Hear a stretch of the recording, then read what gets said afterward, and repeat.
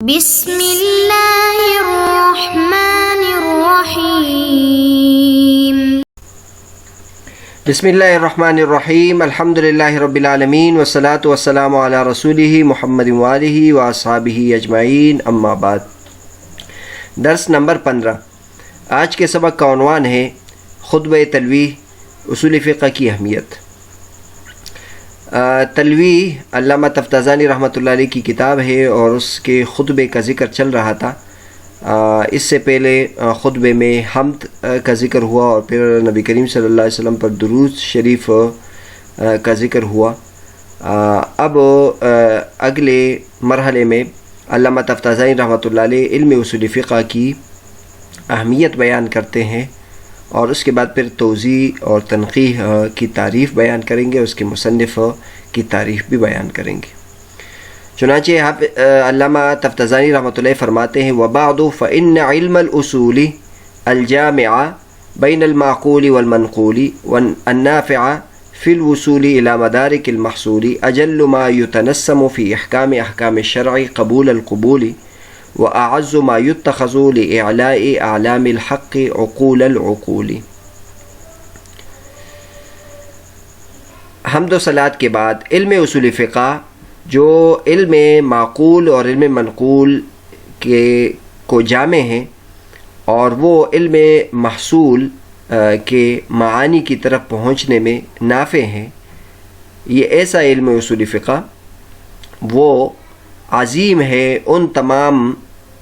علوم میں سے جو شریعت کے احکام کو پختہ کرنے میں قبولیت کے باد صبا سے جن سے خوشبو حاصل کی جاتی ہے، اس میں یہ علم اصول فقہ عظیم ہے۔ وَأَعَزُّ مَا يُتَّخَذُ لِإِعْلَاءِ أَعْلَامِ الْحَقِّ عُقُولَ الْعُقُولِ،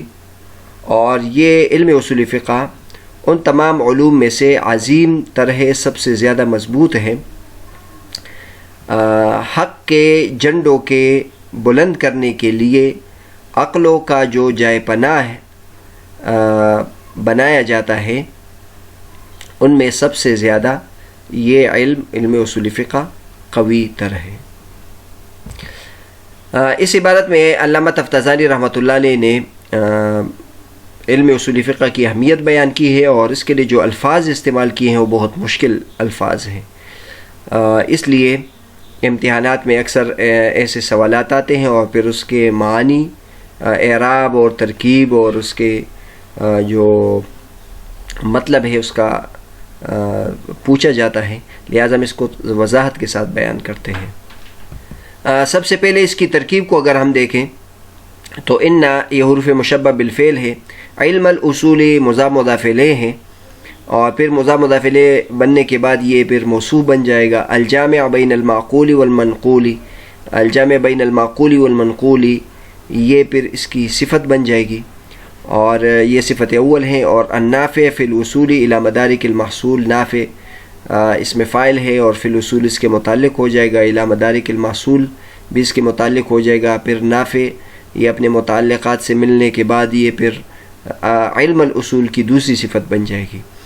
تو یہ سب علم اصول فقہ کی موصوف صفت سے مل کر ان کا اسم بن جائے گا، اور پھر اجلو کے بعد جو جملہ ہے یہ ان کی خبر ہے،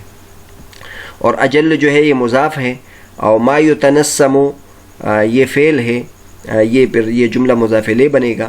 اور احکام شرع، احکام مضاف ہے، احکام پھر مضاف الیہ مضاف ہے، اور شرع پھر مضاف الیہ ہے،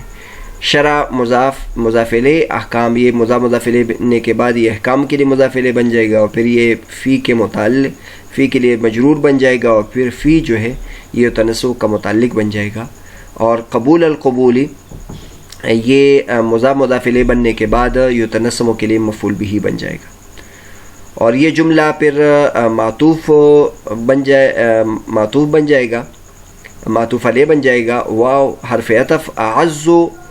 یہ بھی مضاف بن جائے گا، ما یتخذ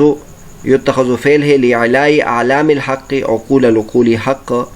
مضاف الیہ، اعلام مضاف الیہ، پھر یہ اعلاء کے لیے مضاف الیہ بن جائے گا، یہ پھر متعلق بن جائے گا ما یتخذ کے، اور عقول العقول مضاف الیہ بننے کے بعد یہ یتخذ کے متعلق بن جائے گا۔ اس طرح پھر یہ اعز کے لیے مضاف الیہ بن جائے گا اور پھر یہ معطوف بن جائے گا پچھلے جملے پر، اور یہ دو جملے پھر یہ اجل کے لیے مضاف الیہ بن جائے گا، اور اجل یہ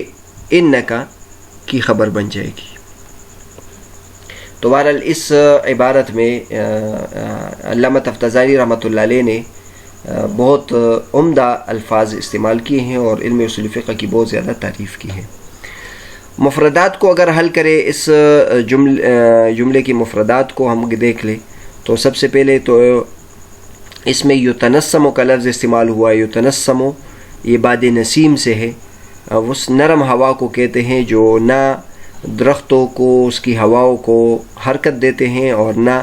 اپنا اثر چھوڑتے ہیں، یعنی عام طور پر جو ہوائیں ہوتی ہیں وہ شاخوں کو ہلاتی ہیں اور اس سے پتے گرتے ہیں، اور جو ہوا ہوتی ہے اس کے اثرات ہوتے ہیں، یعنی چیزوں کو گرا دیتے ہیں، آگے پیچھے کر دیتے ہیں۔ لیکن باد نسیم اس ہوا کو کہتے ہیں جو نرم و نازک ہو اور آہستہ سے چلتی ہو اور بہت خوبصورت ہوا ہوتی ہے اور بہت مزیدار ہوا ہوتی ہے۔ احکام کا لفظ استعمال ہوا، احکم یحکم احکام سے ہیں، بمانے کسی چیز کو مضبوط کرنا، اتقنہ و ضبطہ، یہ اس کے معنی میں ہے۔ اور احکام کا لفظ استعمال ہوا، یہ احکام حکم کی جمع ہے۔ پھر دوسرا جو لفظ استعمال کیا ہے قبول القبولی، ایک قبول ہے اور ایک قبول ہے، تو قبول جو ہے وہ ریح القبول کہتے ہیں باد قبول کو، باد صبا کو بھی کہتے ہیں۔ یہ باد صبا جو ہوتی ہے ریح لطیفۃ تأتی من المشرق، یہ ایک لطیف ہوا ہوتی ہے جو مشرق سے کی طرف سے آتی ہے۔ اور دوسرا جو قبول ہے یہ رضا بالشیء اور میل النفس کو کہتے ہیں، کسی چیز کو قبول کرنا، کسی چیز پر رضامند ہونا اور دل کا میلان کسی چیز کی طرف ہونا۔ دوسرے جملے میں جو الفاظ استعمال کیے گئے ہیں اعز، اعز یہ اس میں تفضیل کا صیغہ ہے، اعز یعز یا عز یعز سے، پھر اعز بہت زیادہ عزیز اور بہت زیادہ مضبوط اور بہت زیادہ قوی کے معنی میں ہے، ذو العزت والغلبتی کے معنی میں ہے۔ اور یتخذ اتخذ یتخذ اتخاذا کا معنی کسی چیز کو لینا پکڑنا کے معنی میں ہے۔ اور اعلاء اعلی یعلی اعلاء سے ہے بمعنی بلند، اور جو اعلام ہے یہ عالم کی جمع ہے، عالم لواء کو کہتے ہیں، جھنڈے کو کہتے ہیں، رایۃ لبلد او ولایت او مدینۃ، کسی شہر کا جھنڈا یا کسی ملک کا جھنڈا یا کسی گاؤں کا جھنڈا، مختلف قسم کے جو جھنڈے ہوتے ہیں جو کسی چیز پر یا جماعت پر یا ملک کی علامت ہوتی ہے۔ حق حقوں کہتے ہیں، عقول العقولی دونوں بظاہر ایک جیسے الفاظ ہیں، لیکن ایک عقول کا معنی الملجا یعنی جائے پناہ کے معنی میں ہے، عقل کی جمع ہے، اور دوسرا عقول جو عقل کی جمع ہے جو حص مدرک کو کہتے ہیں یعنی عقل کو کہتے ہیں۔ اور یہ بھی ہو سکتا ہے کہ جو دوسرا عقول ہے یہ عقول لفظ ہو، یعنی عقول عقل مند شخص کو کہتے ہیں، عاقل کا مبالغہ ہوگا۔ بہرحال یہ اس جملے کے مشکل الفاظ اور اس کے معانی ہو گئے، اور اب مطلب کیا بنتا ہے؟ تو علامہ تفتزانی رحمۃ اللہ فرماتے ہیں کہ حمد و صلات کے بعد علم اصول فقہ جس کی دو خوبیاں ہیں، ایک خوبی تو یہ ہے کہ یہ علم معقول اور علم منقول دونوں کا جامع ہے، اور واقعی ایسا ہے، یعنی جب ہم علم اصول فقہ حاصل کرتے ہیں تو یہ علم معقول کو بھی جامع ہے اور علم منقول کو بھی جامع ہے، یعنی اس میں جو دلائل عقلیہ ہیں اس کا بھی ذکر ہوتا ہے اور دلائل نقلیہ کا بھی ذکر ہوتا ہے۔ قرآن و حدیث یہ دلیل معقولی ہے، اور جو قیاسات اور اجتہادات ہیں وہ دلیل عقلی ہیں، تو اس کا بھی ذکر ہوتا ہے۔ تو بہرحال علم اصول فقہ کی یہ خصوصیت ہے کہ اس میں انسان دلائل نقلیہ سے بھی واقف ہو جاتا ہے اور اس میں دلائل عقلیہ سے بھی واقف ہو جاتا ہے، اور شریعت کے جو نقلی دلائل ہے اس سے بھی انسان باخبر ہو جاتا ہے، اور جو عقلی دلائل ہے اس سے بھی انسان باخبر ہو جاتا ہے۔ اسی وجہ سے جو علم اصول فقہ میں ماہر ہوتا ہے وہ جو کسی کو سمجھانے میں انتہائی ماہر ہوتا ہے، اس لیے کہ اس کی بات جو ہے وہ دل کو لگتی ہے، اور اس کے پاس قرآنی اور حدیثی دلائل بھی ہوتے ہیں اور عقلی دلائل بھی ہوتے ہیں، اور وہ شریعت کے جو مقاصد ہے اور شریعت کے جو علتیں ہیں اور اس کے جو دلائل ہیں اس سے واقف ہوتا ہے، اس لیے اس کی بات کو لوگ غور سے سنتے ہیں اور لوگوں کو اچھے طریقے سے مطمئن کر سکتے ہیں۔ تو علم اصول فقہ، اور اس سے پہلے بھی ہم نے خود یعنی کتاب کے مقدمے میں ہم نے بیان کیا کہ علم اصول فقہ جو ہے یہ اجتہادی علوم ہے اور مجتہد کا علم ہے، اور اگر کوئی علم اصول فقہ میں زیادہ مہارت حاصل کرے تو اجتہاد کے قریب ہو جاتا ہے۔ تو نمبر 1 اس کا فائدہ یہ ہے کہ اس میں علم معقول اور علم منقول دونوں کا جامع ہے۔ دوسرا جو فائدہ ہے وہ یہ ہے کہ علم محصول کے جو مدارک ہے، اس کے جو معانی ہے، اس کی جو علت ہے، اس کی طرف پہنچنے میں یہ مددگار فن ہے۔ یعنی جو قرآن و حدیث سے جو دلائل ہمیں ملے ہیں اور ارشادات ہے، اس میں جو شریعت کے پیش نظر جو علتیں ہیں اس کو ہم کیسے پہچان سکیں گے، اس کو ہم کیسے معلوم کر سکیں گے، اس فن کے ذریعے سے ہم اس کو اچھے طریقے سے اس کی طرف پہنچ سکتے ہیں۔ آگے اس کے لیے 2 جملے ارشاد فرمائے ہیں، وہ یہ ہے کہ اجل ما یتنسم فی احکام الشرع قبول القبول، یعنی شریعت کے احکام کو مضبوط کرنے میں قبولیت کی جو ہوائے باد نسیم جس پر چلتی ہے اور اس کی وجہ سے شریعت کے احکام کی مضبوطی واقع ہو جاتی ہے، اس میں علم اصول فقہ عظیم تر ہے۔ یعنی جو شریعت کے احکام ہے اس کو مضبوط کرنے میں دیگر علوم کا بھی کردار ہے، جیسے علوم عربیت ہے یا علم کلام ہے یا اسی طرح نحو و صرف ہے، وہ علوم بھی انسان اس کی طرف آسانی سے پہنچ سکتا ہے اور شریعت کے جو احکامات ہیں وہ اس کے ذریعے سے مضبوط ہو سکتے ہیں اور اس پر قبولیت کی ہوائیں چل سکتی ہے۔ لیکن اس میں ان علوم میں جو سب سے بڑا علم ہے جس سے قبولیت کی ہوائیں اس کی مضبوطی پہ چلتی ہے، تو وہ علم اصول فقہ ہے۔ اور دوسرا جملہ ہے وَعَزُّ مَا يُتَّخَذُ لِإِعْلَاءِ عَلَامِ الْحَقِّ عُقُولَ الْعُقُولِ،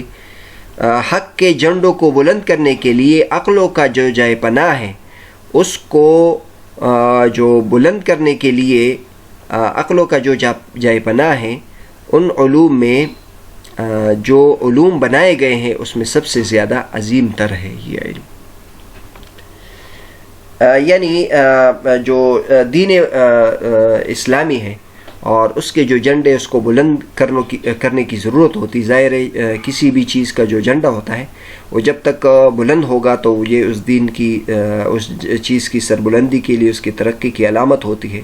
تو دین کے جھنڈے بلند کرنے بھی ضروری ہے تاکہ وہ لوگوں کے سامنے ہمیشہ بلند رہے۔ تو اس کو بلند کرنے کے لیے جو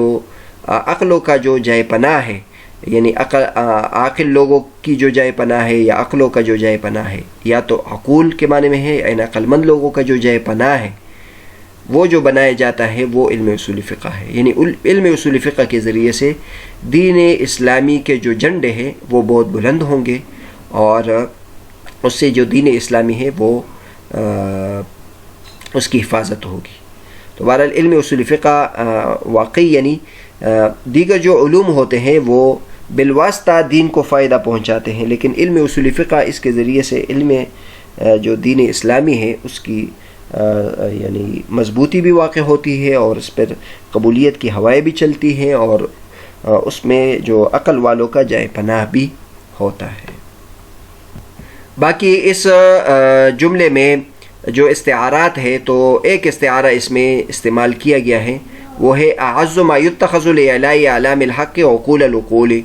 تو اس میں حق کے جھنڈے تو اس کا مطلب یہ حق کے تو جھنڈے نہیں ہوتا، حق جو ہے ہوتا ہے وہ تو یا دین اسلام جو ہوتا ہے وہ تو مانوی چیز ہے، تو حق یہ مشبہ ہے، اور مالہ الاعلام یعنی جس چیز کے جھنڈے ہوتے ہیں، یہ کسی ملک کا جھنڈا ہو گیا یا کسی جماعت کا جھنڈا ہو گیا، یہ مشبہ بھی ہو گیا، اور یہ استعارہ مکنیہ ہے، یعنی مشبہ ذکر ہے اور مشبہ بھی مشبہ ذکر نہیں ہے اور مشبہ بھی ذکر ہے، تو اس کو یعنی استعارہ مکنیہ کہتے ہیں۔ اور پھر اعلام اس کے لیے ثابت کیا، مالہ الاعلام کے لیے جس چیز کے جھنڈے ہوتے ہیں اس کے لیے